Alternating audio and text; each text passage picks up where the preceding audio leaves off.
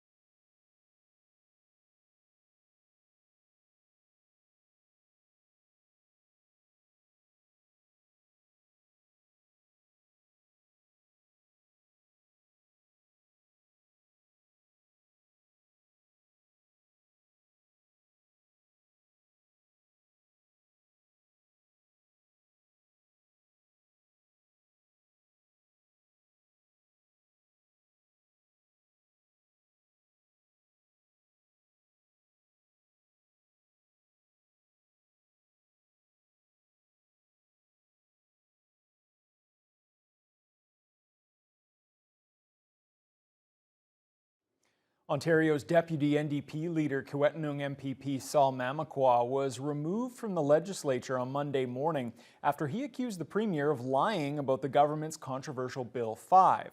That legislation is meant to speed up mining and other resource projects in the province, but it continues to draw criticism from Indigenous groups and environmental advocates, and a rally was held outside Queen's Park on Monday afternoon. Here's CTV's Siobhan Morris. On the grounds of the Ontario legislature, a stand against Bill 5. This is modern-day colonization in action. The controversial legislation creates special economic zones where some provincial and local laws may not apply. On the list for that designation is the Ring of Fire in Ontario's north. The government says Ontario needs to move faster to extract key minerals, given the economic challenge from the U.S. You are all being good relatives to the next generation by standing up for our rights, by standing up against dictatorship. First Nations feel they should have been asked to weigh in before the bill was written. Some demonstrators traveled over 1,000 kilometers to be heard. It's all about the money instead of protecting nature and all the animals and living as one with the spirit.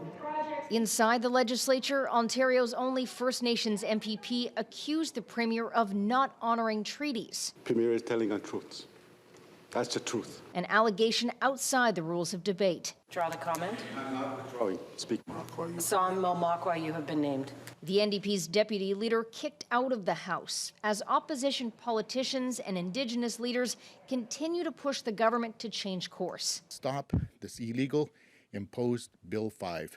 It's completely misaligned with your history and my history. The Minister of Indigenous Affairs is planning some outreach beyond what's constitutionally required. We've assured them that they will in no way affect their treaty rights and that further, the duty to consult is explicit in the bill. Rickford continues to emphasize the economic benefits First Nations in the Ring of Fire will be able to reap. These are landlocked communities with a shrinking winter road. They have very little access, very little employment opportunities. There have been tweaks to the bill, but Indigenous leaders question how the Premier can promise things to First Nations they already own. He's here as a guest. We were willing to share with him. Now he wants it all. It's not going to happen. They warn that without a total rethink of Bill 5, we are staring down the barrel of Idle No More 2.0. Including potential blockades of roads, rail lines, and highways. Despite demonstrations like this one and opposition promises to slow the bill down, it is expected to become law by the end of this week. At Queen's Park, Siobhan Morris, CTV News. And that contentious debate at Queen's Park continued on Tuesday. Saul Mamakwa was back in the legislature, where he warned Indigenous Services Minister Greg Rickford again that passing Bill 5 could lead to standoffs and other civil unrest. Bill 5 is more than just legislation. It is history repeating itself. One of the people who spoke was the sister of Dudley George. Dudley George was a land defender who was killed by the Ontario Provincial Police for participating in occupation of Ipruash Provincial Park. If this government does not rescind Bill 5, First Nations are united and ready to defend their rights on the land. I ask the Premier, is your government ready to face the disruption that Bill 5 will cause? Madam Speaker, I don't think that we can advance a meaningful debate in this province or across the country when if what the member is saying suggests that there will be that kind of confrontation. Nobody is interested in that. It doesn't serve any purpose, not to mention the fact that it loses public support. People don't mind peaceful protest, and the rally yesterday reminded us of the importance to various First Nations leaders to make sure that the duty to consult is protected and enshrined in that bill, but that after the duty to consult, we ensure that full, meaningful economic partnerships and community partnership agreements offer the kind of prosperity for First Nations communities they rightly deserve. Nothing is advanced through the threat of physical confrontation.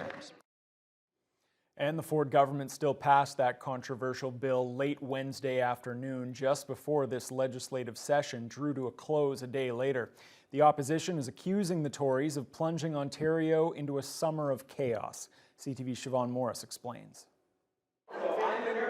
It was a whirlwind session that ended with an exclamation point with contentious legislation. Bill 5 is going to bring prosperity, especially to our First Nations community. That law allows the government to designate special economic zones where provincial and municipal laws can be ignored, though the Premier won't specify which. It's not, the same thing for every situation.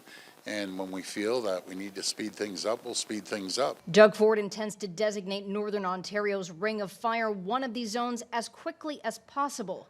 The opposition wants him to pump the brakes. Don't raise the boiling point. This government has shown that they're here for nothing other than a power grab. Facing calls to resign, the Minister of Indigenous Affairs was away from Queen's Park, kick-starting conversations. The government has said we're going to keep consulting meaningfully, and we, over the course of the coming months, are going to be doing a lot of that heavy lifting. The NDP leader says the government has frittered away the goodwill and unity the session began with. Sowing division, sowing uncertainty, and now we are approaching what I'm afraid may be a summer of chaos.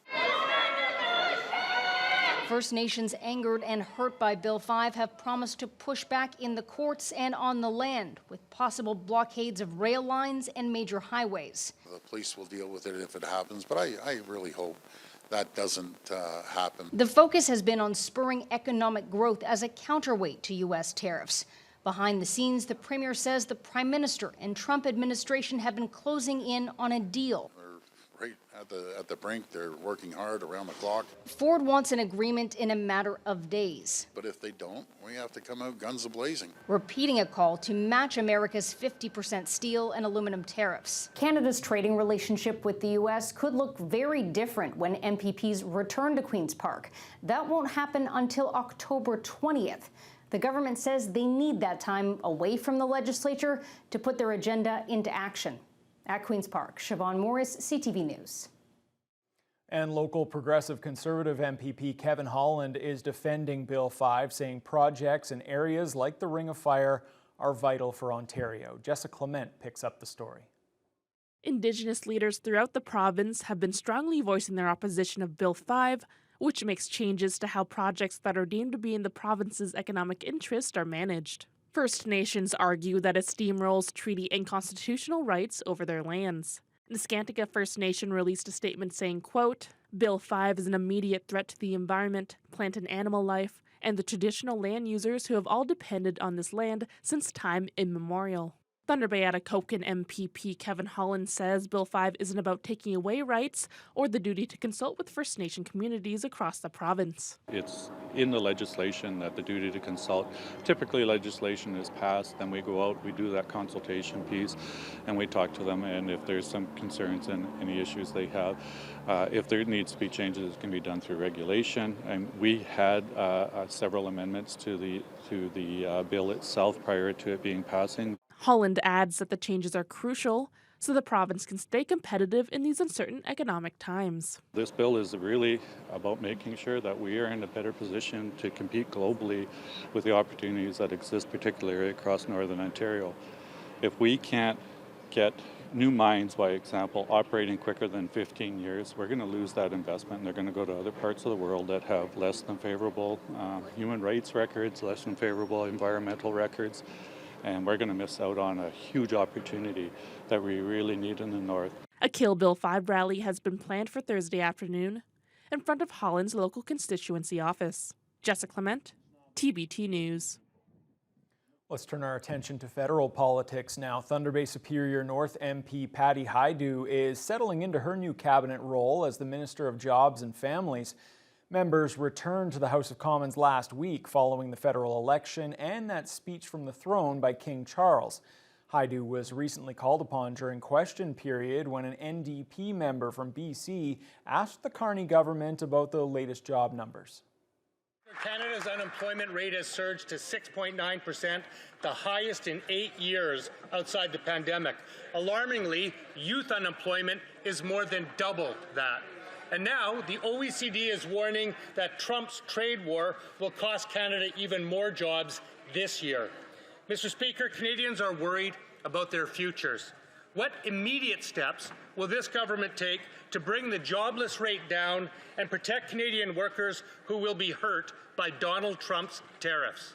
Thank you, Mr. Speaker. It's an honor to rise and represent Thunder Bay Superior North for a fourth term in this House of Commons. This government is very focused on protecting workers and in making sure that youth and indeed workers of all ages have the skills and abilities to thrive as our economy transitions. I will work closely with my partners, indeed members across this House, to make sure that all Canadians have an opportunity to thrive as we see economic change. Coming up next, Ganoogaming First Nation gets some much-needed veterinary services. It is a veterinarian desert along this highway. There's only one clinic that is servicing many communities.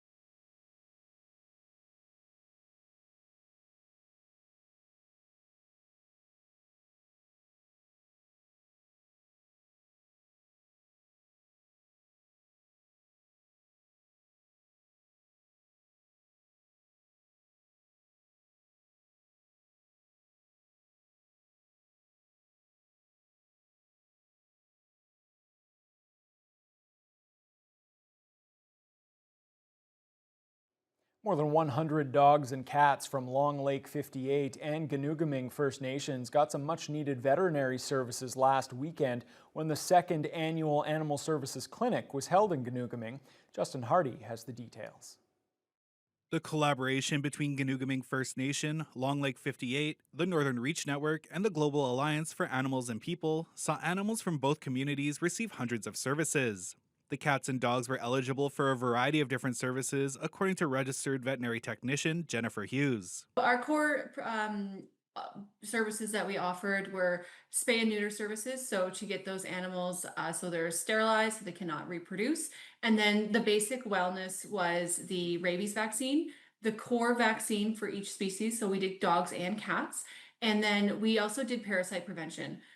So the flea, the tick, and then intestinal worms, because some of those intestinal parasites are zoonotic. And then as we all know, ticks do carry diseases that can harm humans as well. Last year's clinic saw 148 surgeries performed, 204 exams provided, 408 vaccines administered, and 3 dogs transferred out of community for more extensive health care. This year, the clinic performed 138 surgeries and 119 wellness exams. Matawa Indigenous Animal Services Specialist Judy Cannon says there's a great need in many parts of northwestern Ontario for animal health services. It is a veterinarian desert along this highway.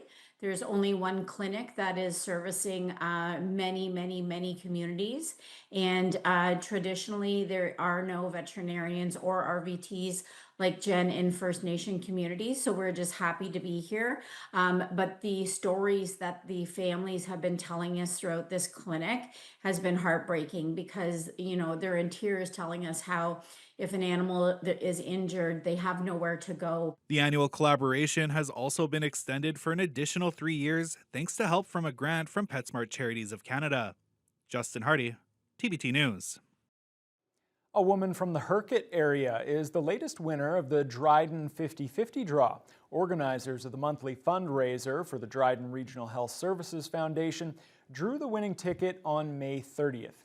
Jennifer Atkinson and her co-workers were extremely excited when she got the call from Foundation co-chair Brad Coles. Well, the reason I'm calling is we just did our grand prize draw for May 30th, and I'm calling to let you know you are the grand prize winner. I'm the grand prize winner. The Dryden one. Yeah? No, you're not. Yes, I am. Oh my God. Are you kidding me? Oh my God, you're kidding, right? No, I'm not kidding. She just won the Dryden Hospital. Oh my God, everybody at work is so excited. You are the grand prize winner of $93,730. Thank you so much. 93,000. Yes. Oh my God. This is amazing. And I'm actually coming to Dryden tonight. And she did in fact make her way to Dryden to pick up that big check, along with a smaller one, of course, that fits a little better in the bank machine. Atkinson says she's been playing the Dryden 50/50 since it first started. She plans to spend at least some of that money to renovate her house. Well, that'll do it for this edition of Northwest Newsweek. Thanks for watching.